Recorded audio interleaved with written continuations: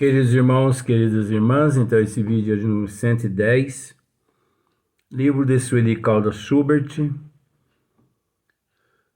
Obsessão, Desobsessão, o nome do livro. E aqui o tema que nós estamos esmiuçando, o processo obsessivo. Então, dando sequência rapidinho, eu vou ler aqui para a gente dar sequência. A princípio é uma ideia que o perseguidor emite e que, repetida, acaba por se fixar, perturbando o fluxo do pensamento de quem está sendo visado. Sequência agora. Tendo a liberdade de escolha para refugar ou aceitar os pensamentos intrusos. Mas olha que sabedoria de Sueli. Tendo, então, vejamos, o obsidiado, que no caso sou eu, né? Tem a liberdade de escolha para refugar ou aceitar os pensamentos intrusos. Xinga. Manda embora. Não mando. Não xingo. Manda embora. Não mando. Mas aí tem aquele dia que a pressão tá... Porque cada caso é um caso também, viu? Tem dia que a pressão tá tão grande, que olha, você apanhou a noite toda. Você está com o corpo todo dolorido. É nesse momento que faz a diferença os verdadeiros amigos, porque eles se colocam no teu lugar. E eles conseguem entender que naquele momento ali você está a ponto de sofrer um infarto ou um derrame.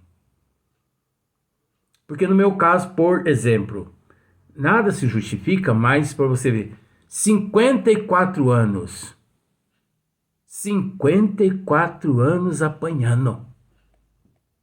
Espiritualmente e fisicamente. Aí eu tenho vó aqui do meu lado aqui, que ainda me diz assim, meu filho, dê graças a Deus, porque é melhor apanhar do que bater.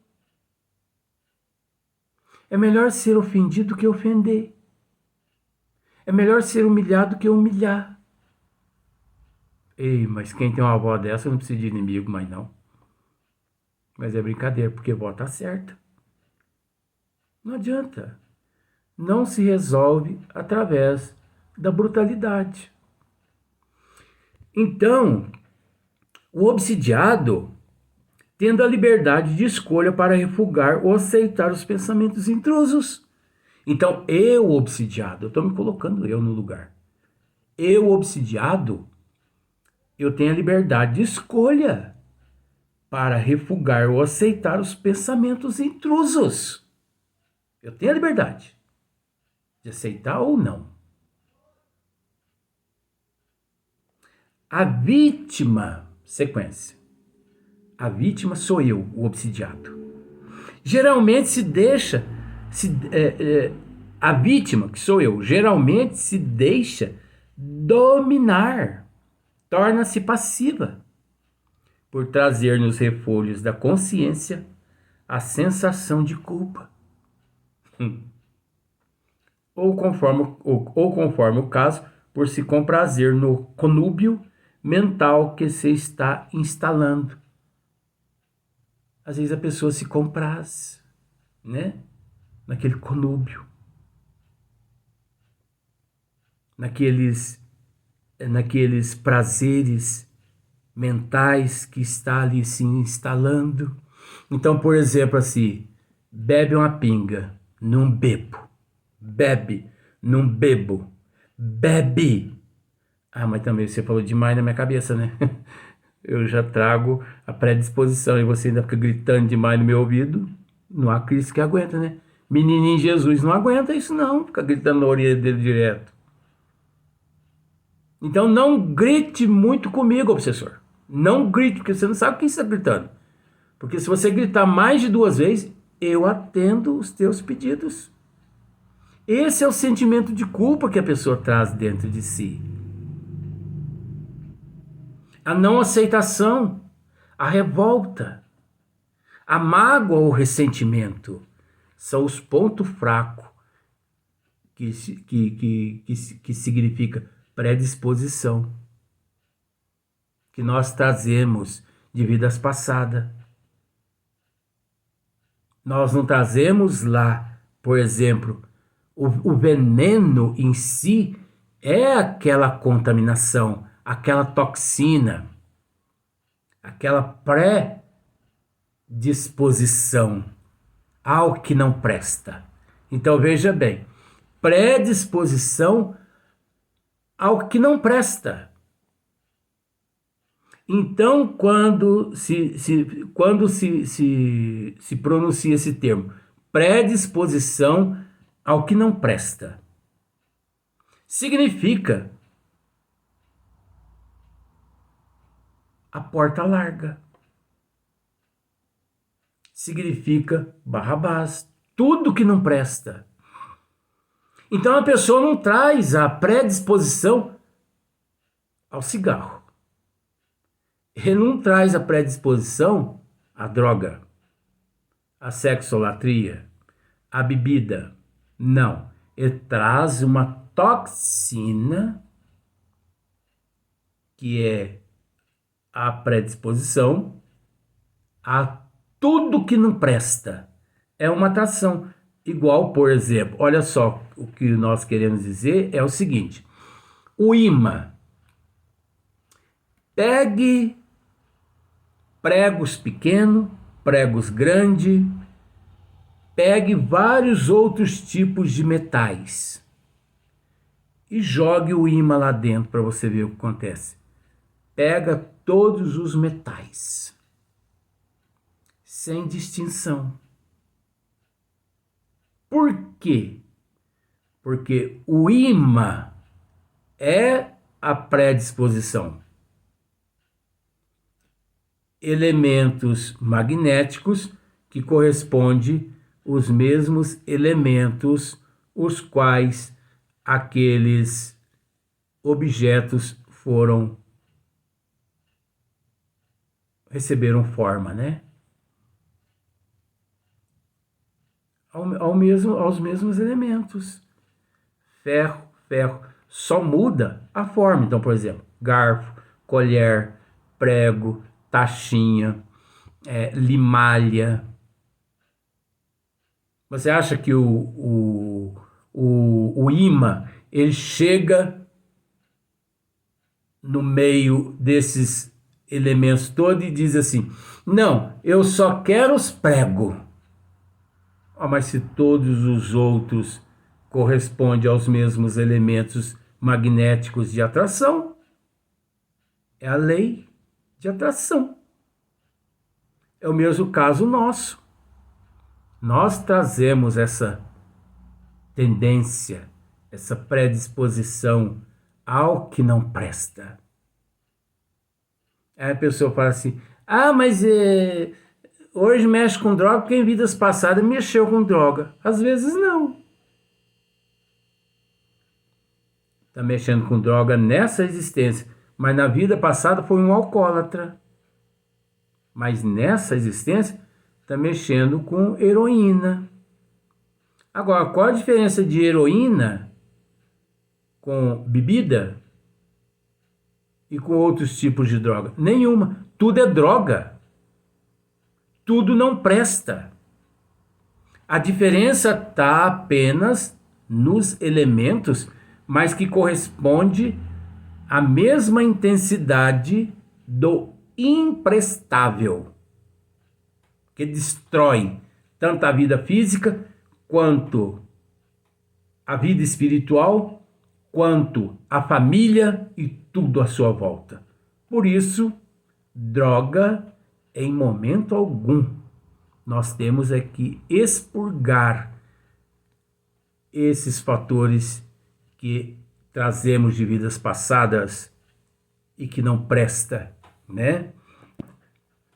Então, o obsessor atua na ânsia de alcançar os seus intentos, alcançar o seu objetivo. O obsessor atua na ânsia de alcançar os seus intentos, os seus objetivos. Ele atua para alcançar o objetivo dele. E o objetivo dele é destruir o outro, da mesma forma como ele foi destruído em vidas passadas. Que para ele, aquela vingança ali significa cobrança. Que para ele seria o mesmo que o olho por olho, olho por olho, dente por dente, a lei de Talião, a lei mosaica, né? Antes do Cristo, a lei criada por Moisés, lei de Talião, olho por olho, dente por dente. Então os obsessores, eles agem dessa forma, como se vivêssemos na era do olho por olho, dente por dente. Então ele cobra com a mesma intensidade como se isso fosse o certo. E isso não é o certo.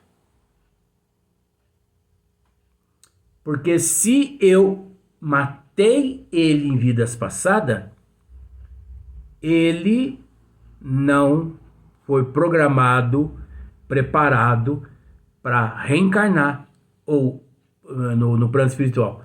Ele não foi preparado, e ele não é preparado pela espiritualidade maior, a me matar, para poder quitar-se os débitos. Não. Repara-se o erro através da lei do amor. O amor é tudo. A caridade é tudo. A benevolência, a paciência, a aceitação, a humildade, a resignação, é tudo. Então, o obsessor atua na ânsia de alcançar os seus intentos, certo de que a perseverança, a perseguição sem tréguas, a constância da manifestação da sua vontade subjugarão o seu devedor. Então, ele tem isso em mente, certo de que a perseverança, a perseguição sem trégua, a perseverança dele, a assiduidade dele, né? Aquele desejo dele, eu não vou dar trégua, eu não vou dar trégua a ele, né? Eu vou persegui-lo sem trégua. Então, a constância desse processo todo da manifestação de sua vontade insana subjugarão o seu devedor. É aí que reside a subjugação do seu devedor. Então o indivíduo fica ali subjugado ao desejo, né, o intento do seu obsessor, como um ventrílogo na mão ali daquele profissional que trabalha com os ventrílogos, né? Porque você sabe o que significa ventrílogos, né? Aqueles bonequinhos manuseados para lá, para cá, assim, com as cordinhas. Então, manuseado. Vai para lá, vem para cá, vai para lá, vem para cá. Ventrílogo, aquilo que chama, né? Então, um cobaia. Cobaia também é um ventrílogo. Os cobaias. Agora, quantos milhões de seres humanos neste exato momento não se encontram nestas condições que aqui estamos dizendo de ventrílogos das trevas, dos obsessores, cobaia dos obsessores. Quantos milhões de seres humanos, neste exato momento, satisfazendo os desejos dos obsessores, se encontram toda vez que os obsessores os intuem a beber, a fumar, a usar droga, a matar, a roubar, a prostituir, a se matar também, de uma outra forma, né? Pule desse prédio, pule desse penhasco. Os obsessores fazem isso tudo. Gente, pelo amor de Deus, viu? À luz da doutrina espírita, viu? Não vai pensar que eu tô fazendo apologia a suicídio, essas coisas aí não, hein? Pelo amor de Deus, hein? Calma lá. Os obsessores nos levam a agir dessa forma, a cometer esses atos todos. Pena que não é todo mundo que estuda, né, a doutrina dos espíritos para se inteirar desse assunto. Então, esses seres todos são ventrílogos, são cobaias, são copos na mão dos obsessores. Por isso que nos vídeos anteriores, acredito que nos vídeos do dia anterior a hoje, tivemos a oportunidade de dizer que aqui na Terra, principalmente no nível que nós nos encontramos, os obsessores, eles não encontram assim resistência nenhuma de nossa parte para nos atacar. Porque eles encontram em nós, aqui na Terra, na condição de humanidade, em condição de coletivo, humanidade, milhões de defeitos. Pois a pessoa diz assim: eu não sou orgulhoso, eu não sou invejoso, eu não sou ciumento, eu não sou avarento. Opa, então os obsessores não vão me atacar. Tá bom, olha só pra você ver. De fato, os obsessores não... O obsessor chega e fala assim, mas eu não vou conseguir atacar essa pessoa, né?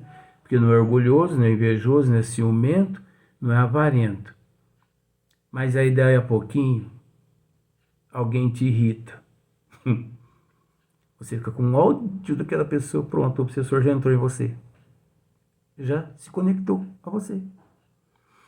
Mas vamos pensar que também você não fica com ódio, mas aí você fica com ressentimento. Já entrou em você. Mas vamos pensar que você não consegue guardar ressentimento, mágoa de ninguém, mas de vez em quando dá uma vontade de tomar uma cervejinha, já entrou em você. Vamos dizer que você... Ai, que vontade de dar uma pitadinha de cigarro de palha com um golinho de café. Delícia! Pronto, já entrou em você. Esses são os pontos fracos que há em nós. Isso chama predisposição que trazemos de vidas passadas. Mas vamos pensar que eu não tenho nenhum defeito. Isso é difícil.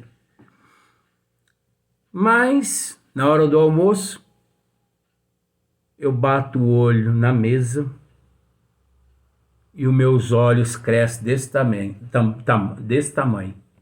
Chama-se guloseima. E o excesso de comida me deixa eu ali arrotando como um bispo. Ou igual um papa. Ou um padre no final de quermesse. Guloseima. O obsessor entrou ali em mim. Luiz, mas até o excesso de comida, até o churrasco, até a carne de porco que o indivíduo come. Até a carne de porco. Ah, porque eu na quaresma, durante 40 dias, eu não como carne, não corto o cabelo e não faço barba. O obsessor já entrou em você. Por quê? Isso é falta de higiene. Isso é falta de respeito para com o corpo físico. Isso é mitologia. Isso é inexistente. O que adianta a pessoa jejuar a boca, mas não faz jejum mental? 40 dias não come carne, não bebe, não corta a barba, não corta o cabelo e tal, e tal, e tal, e não faz amor, tal e tal. Não faz fisicamente, mas mentalmente a pessoa está pensando assim: ei, mas eu não vejo a hora de chegar o sábado da quaresma. Meu Deus do céu, ainda falta 10 dias. Eu tô louco para tomar um. Ele já pecou do mesmo jeito, gente. É o pensamento. É o pensamento que gera o ato. Não é o ato que gera o pensamento. Você já vai pensar nisso? É o pensamento que leva à fantasia sexual. É o pensamento que leva ao desejo, à cobiça. É o pensamento que leva à calúnia. É o pensamento que leva a pessoa a tomar uma para limpar o pó da garganta. É o pensamento que leva a pessoa a prostituir. Não é a prostituição que leva o pensamento. É o contrário. É de dentro para fora. É o pensamento que me leva a te xingar. Não é o xingamento que me leva ao pensamento. Você consegue entender? Com todo respeito. Olha só para você ver como que o processo é mais assim minucioso do que as pessoas imaginam. Pois bem, então aquela falta de higiene e tudo mais, 40 dias, 40 noites na quaresma e tal, chega o sábado da aleluia, meu Jesus, quebra o Judas de tudo quanto é jeito. Aí faz a barba, corta o cabelo, aquela coisa imunda, parecendo urso, né, no Alasca. Hibernado, 40 dias, 40 noites hibernado, aquele odor, é o odor da alma, né? Não é o odor do corpo físico. O que adiantou? Jejuar fisicamente. O jejum é mental. O verdadeiro jejum é o mental. É o espiritual. É o jejum do pensamento. O meu propósito amanhã é jejuar o dia todo. Aí você chega e me vê tomando café, almoçando, jantando, café da tarde. Aí você fala assim, mas Luiz, você não ia jejuar hoje? Mas eu estou em jejum. Como? Você comeu mais do que um bispo hoje? Mais do que um bispo? Ô, vó, pelo amor de Deus. Meu jejum é mental. Desde cedo que eu não penso mal de ninguém. Desde cedo que eu não alimento nenhum desejo pecaminoso. Desde cedo, já até agora, eu já orei o dia todo. Já pratiquei a caridade umas 10 vezes. Já orei para quem reside no asilo, quem reside nos hospitais psiquiátricos, momentâneo, né? Quem está nas penitenciárias. Isso é jejuar. É orar por essas pessoas também. Porque enquanto você está ligado a essas pessoas, conectado a essas pessoas, você não está praticando outro ato pecaminoso. Outro ato que significa pecaminoso. Então esse é um jejum. jejum moral, jejum que auxilia o caráter, jejum que auxilia o intelecto, que nos eleva. Esse jejum é o que nos conecta aos bons espíritos, a Deus e a Jesus. Agora, não esse jejum do arroz e feijão. Eu vou jejuar 40 dias, 40 noites. Isso aí caracteriza suicídio. Porque você está lesando o corpo físico naquele jejum material.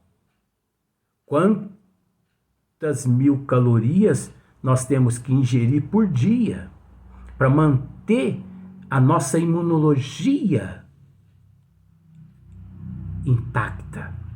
Aí, a pessoa, por causa dessa ignorância, com todo respeito, naquele jejum dela ali, ela enfraquece a imunologia espiritual e física. A espiritual, os obsessores entram na parte espiritual. A física, as doenças eclodem no corpo físico, aparecendo ali ulcerações, trombose, câncer e tudo quanto é outros tipos de doença. Tudo por causa do jejum da ignorância. Ficou sem se alimentar. Ficou sem aquela porcentagem de caloria que o organismo tem costume. Por isso, vamos para o próximo vídeo.